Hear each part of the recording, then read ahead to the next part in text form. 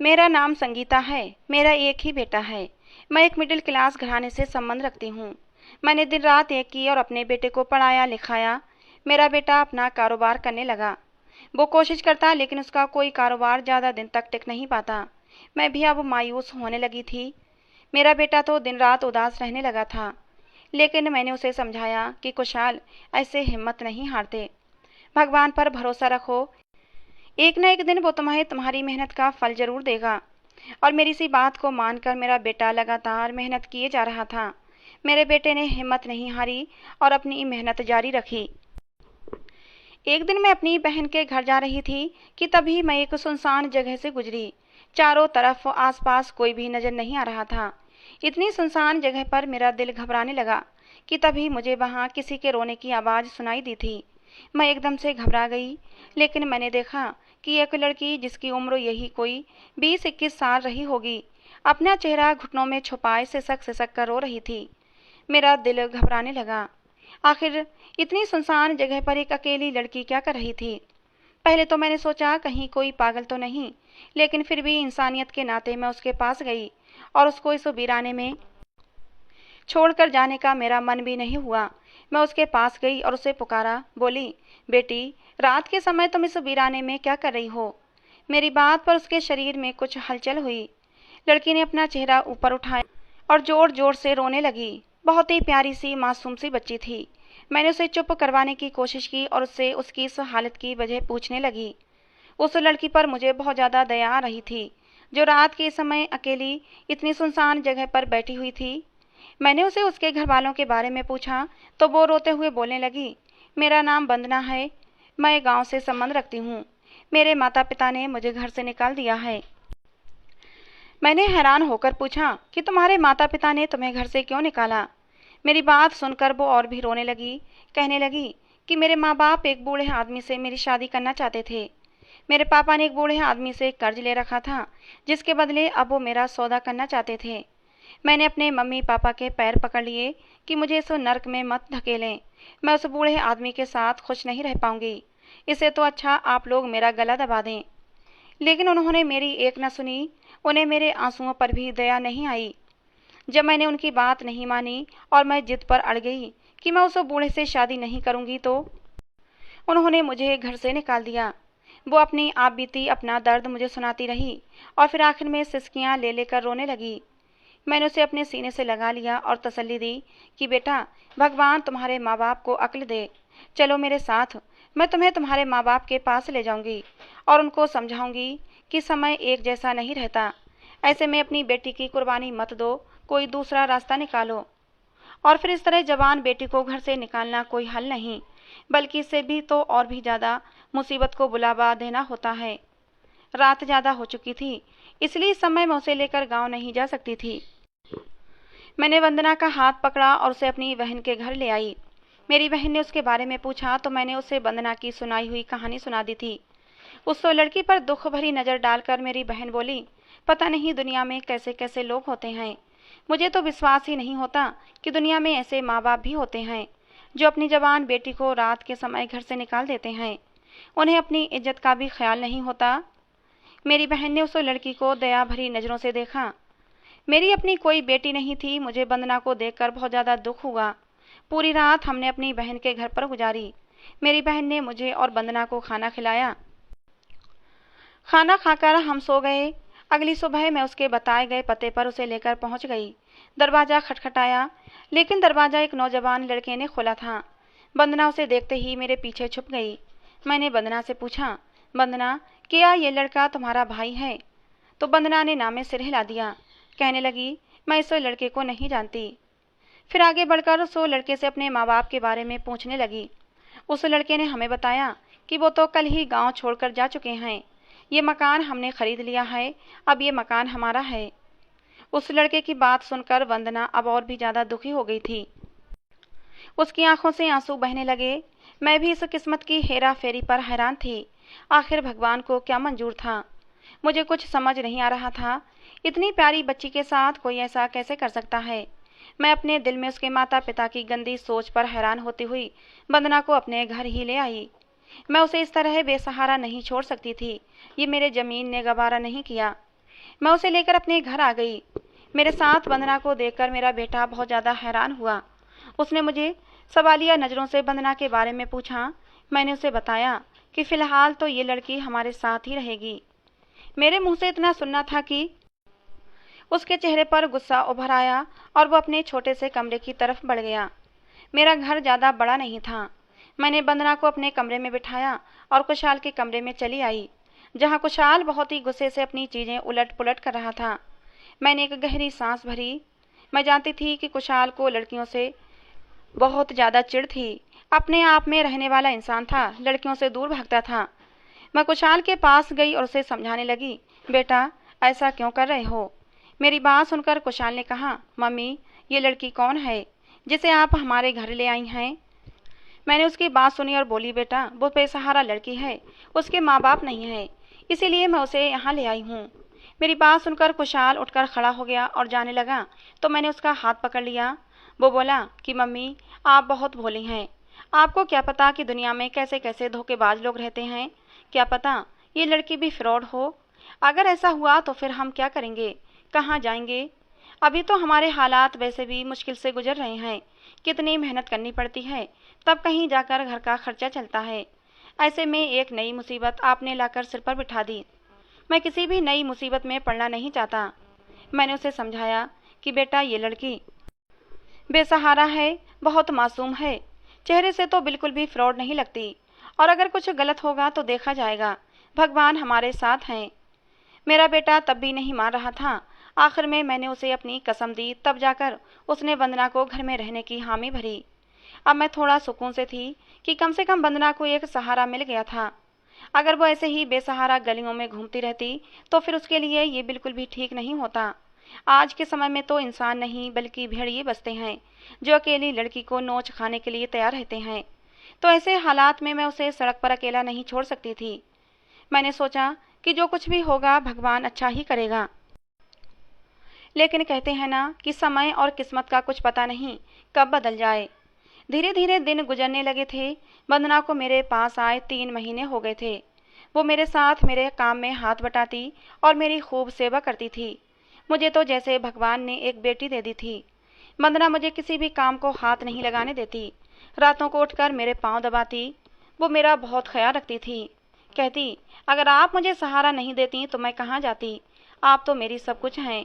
मैं आपकी जितनी सेवा करूं उतनी ही कम है।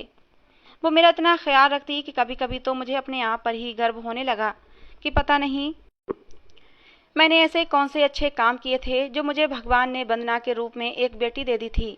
वंदना मेरे घर में बहुत खुश थी। वंदना को खुश देखकर मैं भी खुश थी।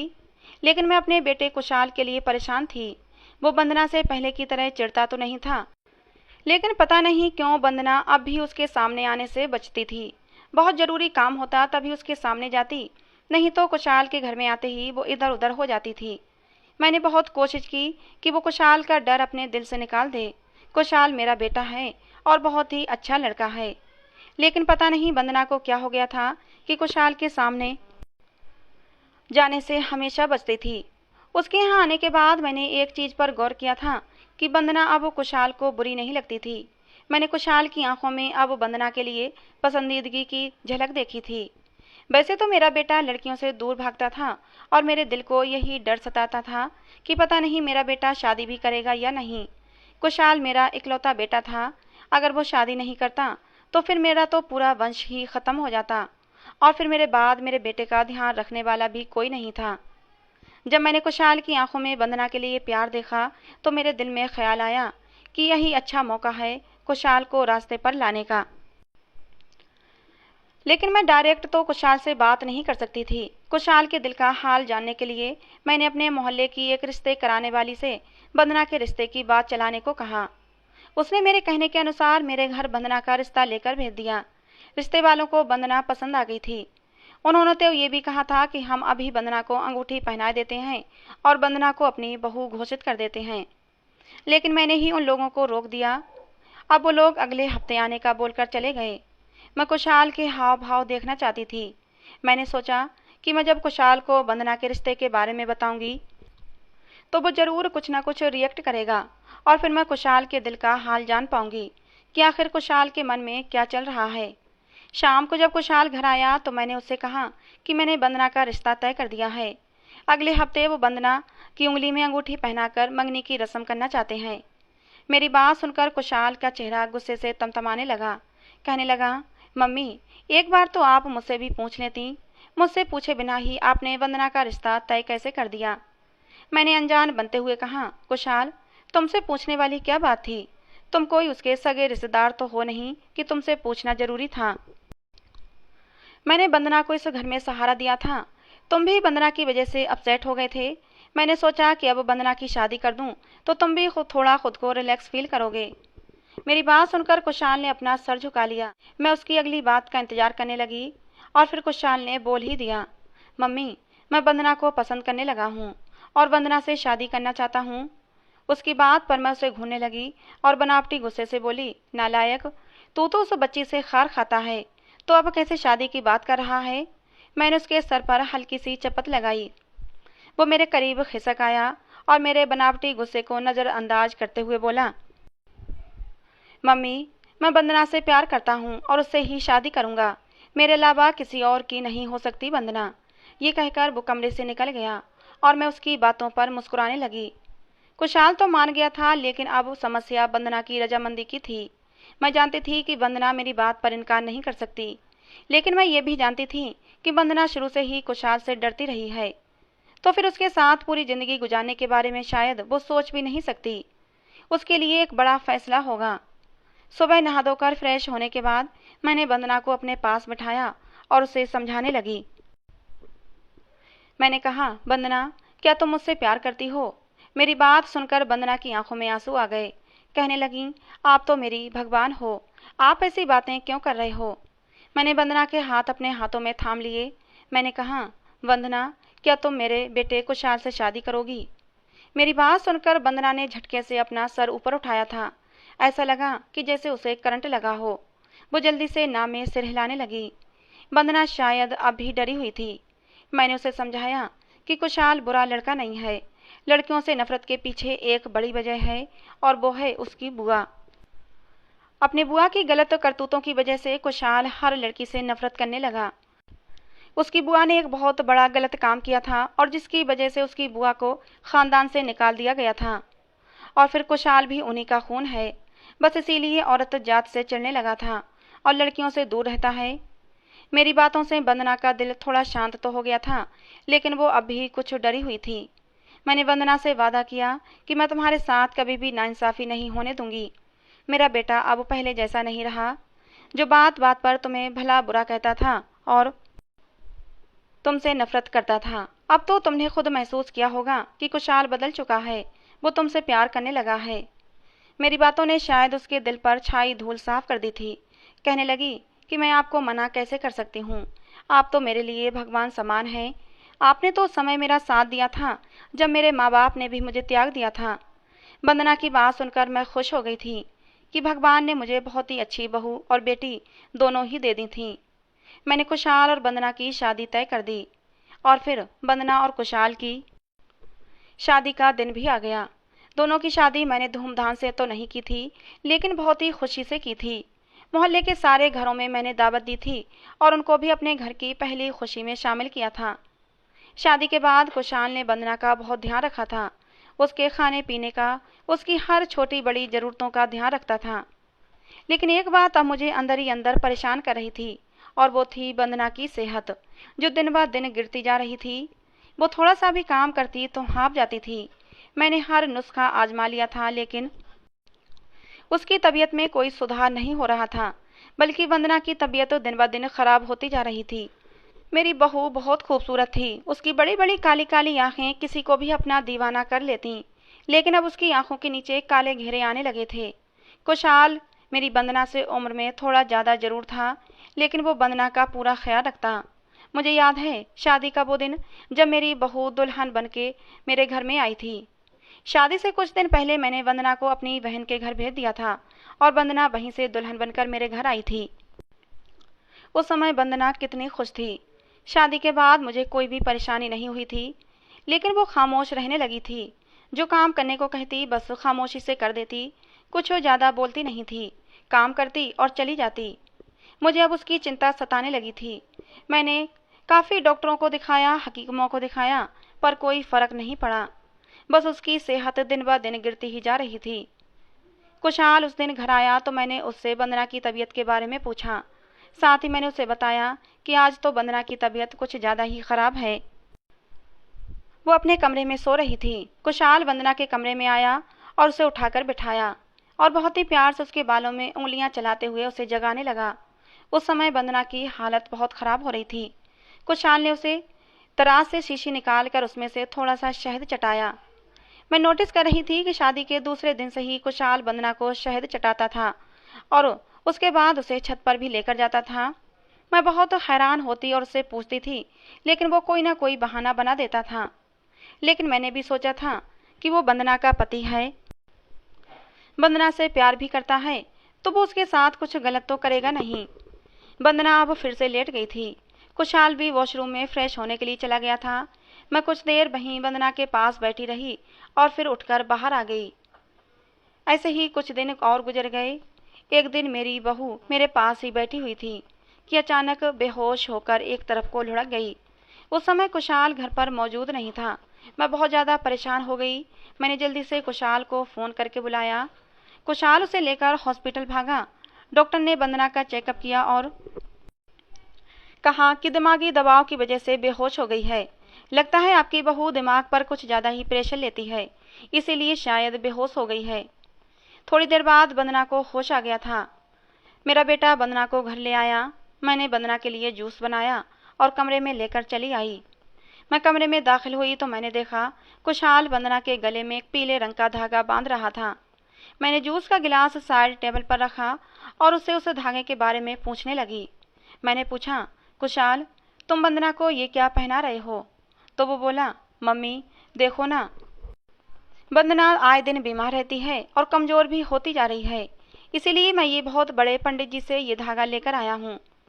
पता नहीं क्यों मेरा दिल कुछ खटक सा गया था। मुझे लगा कि जैसे कुशाल मुझसे कुछ छुपा रहा हो, लेकिन मैंने कुछ ज़्यादा बात नहीं की। मुझे लगा कि शायद कुशाल मुझे कुछ बताएगा नहीं। बेकार में कुरेदने से कोई फ़ायदा नहीं था। मैं वंदना के सिरहाने बैठी उसका सर सहलाती रही। मैंने तमाम बुरे ख्यालों को अपने दिल से और दिमाग से निकाल दिया और वंदना की अच्छी सेहत के लिए भगवान से प्रार्थना करती रही। अगले दिन तक वंदना की तबीयत कुछ अच्छी हो गई थी। दोपहर के बाद मैं बाहर आई तो देखा कुशाल एक दाल वाला शॉपर लेकर बाहर जा रहा था। ये कुशाल का अब रूटीन बन गया था। वो हर मंगलवार को शादी के कुछ दिन बाद से ही एक दाल का शॉपर लेकर कहीं जाता था। मैं कई बार उससे पूछ चुकी थी कि कुशाल, तुम ये दाल लेकर कहाँ जाते हो? तो वह कहता कि मम्मी, बस किसी को ज़रूरत है तो मैं ज़रूरतमंद की मदद करता हूँ। कुशाल की ऐसी ही हरकतें मुझे सोचने पर मजबूर कर रही थीं कि कहीं वो कुछ गलत तो नहीं कर रहा। आज रविवार था। उस दिन कुशाल घर पर ही था। रात के समय मैं किचन से निकल रही थी कि तभी मैंने देखा कुशाल वंदना को लिए छत पर जा रहा था। मेरी सिक्स सेंस ने मुझे कुछ गलत होने का इशारा किया। मैं भी जल्दी से फौरन उसके पीछे सीढ़ियाँ चढ़ने लगी। जैसे ही मैं छत पर पहुंची और जो सामने का दृश्य देखा तो ऐसा लगा कि जैसे किसी ने मेरे शरीर से जान खींच ली हो। कुशाल ने वंदना को एक गोल घेरे के अंदर लिटा दिया था, लेकिन ये देखकर तो मैं और भी ज़्यादा कांप गई थी कि वंदना होश में नहीं थी। वंदना बेहोश थी। वंदना गोल घेरे के अंदर लेटी हुई थी। कुशाल ने उसके माथे पर न जाने क्या क्या लिपेट रखा था और उसके सामने बैठा कुछ बड़बड़ा रहा था। कुशाल ने मन ही मन कुछ पढ़कर वंदना के ऊपर फूंका और देखते ही देखते वंदना का पूरा शरीर झटके खाने लगा था। ये सब देखकर जोर से मेरी चीख निकल गई थी। मेरी चीख पर कुशाल ने मेरी तरफ देखा तो उसका चेहरा सफ़ेद पड़ गया। उसने कहाँ सोचा था कि ऐसा कुछ भी हो जाएगा। मैं उसके सामने आई और जोर से एक थप्पड़ उसके मुंह पर दे मारा। उस वक्त मुझे कुशाल अपने होश में नहीं लग रहा था। वो अजीब पागल सा लग रहा था। फिर मैंने उसके बाद उसके मुंह पर थप्पड़ों की बारिश कर दी। वो भी बिना कुछ बोले खड़ा रहा। मैंने उससे कहा, बेगैरत इंसान, ये सब तू क्या कर रहा था? तेरी हिम्मत कैसे हुई एक मासूम के साथ इतना घिनौना खेल खेलने की? अभी के अभी वंदना को ठीक कर, वरना मैं भूल जाऊंगी कि तू मेरा बेटा है। मेरे चेहरे से गुस्से की चिंगारियां निकल रही थीं। मेरा पूरा शरीर गुस्से की वजह से कांप रहा था। मेरी हालत को देखते हुए कुशाल ने वंदना पर कुछ पढ़कर फूंका और तभी वंदना का शरीर, जो अब तक झटके खा रहा था, एकदम से शांत हो गया। मैंने कुशाल को एकदम से झंझोड़ डाला। मैंने कहा, ये सब क्या है? अब ऐसे ही मुंह बंद करके खड़े रहोगे या मेरी बात का जवाब भी दोगे? मेरी बात सुनकर अब कुशाल रोने लगा था। फिर उसने मुझे सारी बात बताई। मैं खामोशी से सुन रही थी। कुशाल बोला, मैंने इस लड़की को देखा तो मुझे उसमें अजब सी कशिश महसूस हुई थी। मैंने खुद को रोकने की कोशिश की, उसके करीब जाने की, लेकिन मैं अपनी इस कोशिश में नाकाम रहा। मैं वंदना के साथ शादी से पहले ही शारीरिक संबंध बनाना चाहता था, लेकिन मैं जब भी वंदना के साथ ही सब करने की कोशिश करता तो वंदना मुझसे दूर भागती और मुझे ऐसा करने से रोकती थी। एक दिन उसने मुझे धमकाया कि अगर तुमने मेरे साथ जबरदस्ती की तो मैं तुम्हारी माँ को बता दूंगी। तो उल्टा मैंने उसे धमकाया कि अगर तुम मेरी माँ को बताओगी तो उल्टा मैं अपनी माँ को कहूँगा कि ये लड़की मेरे ऊपर डोरे डालती है, मुझ पर गलत निगाह रखती है, और जाहिर सी बात है वो मेरी माँ है, मेरे ऊपर विश्वास करेंगी और अगर ऐसा हुआ तो वो तुम्हें घर से निकाल देंगी। मेरी बात सुनकर वंदना डर गई थी। इस घर के अलावा उसका कोई दूसरा सहारा नहीं था और वो इस घर को छोड़कर जाना नहीं चाहती थी। इसलिए चुपचाप वो इसी घर में पड़ी रही और मेरे खिलाफ उसने कोई आवाज़ नहीं निकाली। लेकिन अब भी मैं अपना मकसद पूरा करने में नाकाम था। वो मेरे हाथ नहीं आ रही थी, वो हमेशा मुझसे बचती रहती। लेकिन मैंने भी सोच लिया था कि वंदना को हासिल करके ही रहूँगा। और जब आपने मुझे बताया कि आपने वंदना की शादी तय कर दी है तो ये मेरी जिद ने गवारा नहीं किया। मैंने सोच लिया था कि वंदना को तो हासिल करके ही रहूँगा, चाहे कैसे भी सही। और फिर मैंने वंदना से शादी करने की बात कही थी। मैंने सोच लिया था कि वंदना से शादी करने के बाद और उसे हासिल करने के बाद मैं उसे छोड़ दूंगा। और यही बात शादी की पहली रात मैं अपने दोस्त से फ़ोन पर कर रहा था। लेकिन वंदना ने मेरी ये बात सुन ली थी और पहली रात वंदना ने मुझे अपने करीब नहीं आने दिया। इस बार वंदना ने चालाकी की थी। मेरी आवाज़ उसने फ़ोन में रिकॉर्ड कर ली थी। जब मैंने वंदना को धमकाया तो कहने लगी कि अगर तुमने मेरे साथ ज़बरदस्ती की तो मैं ये रिकॉर्डिंग तुम्हारी माँ को सुना दूंगी। और यहीं पर मैं कमज़ोर हो गया था। शादी के इतने महीने बाद भी मैं वंदना को पा नहीं सका था। वंदना मुझे समझाने की कोशिश करती थी कि अब हमारी शादी हो चुकी है, मेरी खातिर न सही तो अपनी माँ की खातिर ही इस रिश्ते को पूरी ईमानदारी के साथ निभाएं। लेकिन मुझे वंदना की बात से कोई फ़र्क नहीं पड़ता था। मैं तो जो सोच लिया था उसे पूरा करना ही अपना मकसद समझता था। लेकिन वंदना अब दिन ब दिन मेरे लिए जिद बनती जा रही थी। मैं चाहता तो वंदना को ज़बरदस्ती हासिल कर सकता था, लेकिन अब मैंने सोच लिया था कि वंदना खुद मेरे घुटनों में बैठकर अपना शरीर मुझे सौंपेगी और मैं उससे ऐसा करवा कर रहूँगा। और फिर मैंने एक बाबा की मदद ली। उस बाबा के बताए हुए सारे काम मैं करने लगा। वो शहद भी उन्हीं बाबा ने दिया था कि रोज़ अपनी पत्नी को चटाया करना। रोज़ मंगलवार को एक पैकेट दाल शमशान घाट में डाल दिया करना। मैं बाबा के बताए हुए सारे काम कर रहा था। ये सारे काम मुझे 40 दिन तक करने थे। 40 दिन के बाद वंदना खुद मेरे पैरों में गिरकर मुझे अपना आप सौंप देती। लेकिन इससे पहले ही आपको मेरे बारे में सब कुछ पता चल गया। कुशाल के मुंह से ये भयानक सच्चाई सुनकर मेरा सर चकरा गया था। मुझे तो विश्वास ही नहीं हो रहा था कि कुशाल मेरा बेटा है। पता नहीं मैंने ऐसे कौन से गुनाह किए थे जो मुझे कुशाल जैसी औलाद दी थी भगवान ने। इससे तो अच्छा था कि मैं बे औलाद ही रहती। मैंने एक जोरदार थप्पड़ कुशाल के मुंह पर दे मारा।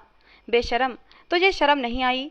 जिस बेसहारा लड़की को तेरी माँ ने सहारा दिया, उसे अपनी बेटी बनाया, तेरी जिंदगी में शामिल किया, तूने उसी लड़की की जिंदगी बर्बाद कर दी।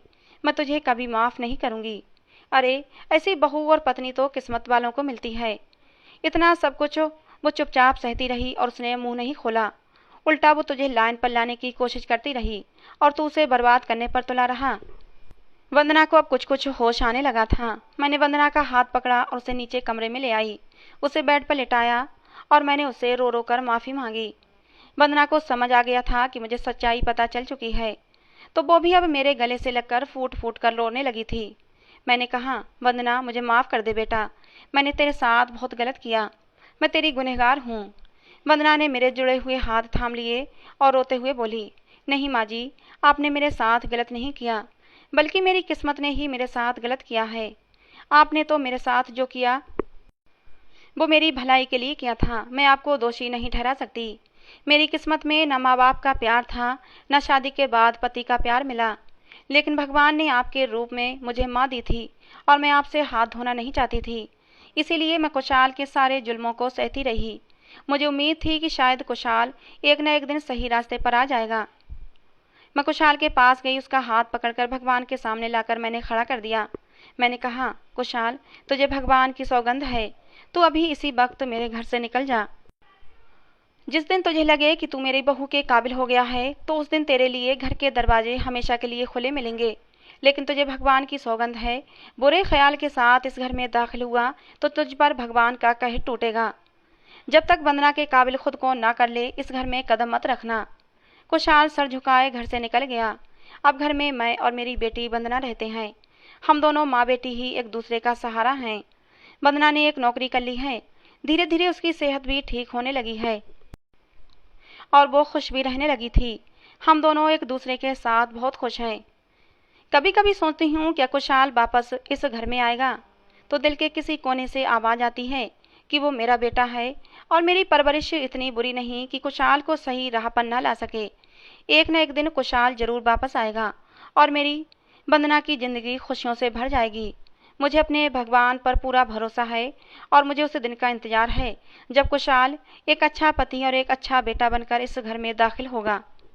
तो ये कहानी आपको कैसी लगी कमेंट करके जरूर बताइएगा। पसंद आई हो तो प्लीज़ लाइक करें, शेयर करें, चैनल को सब्सक्राइब करें। मिलते हैं दोस्तों किसी नई कहानी में।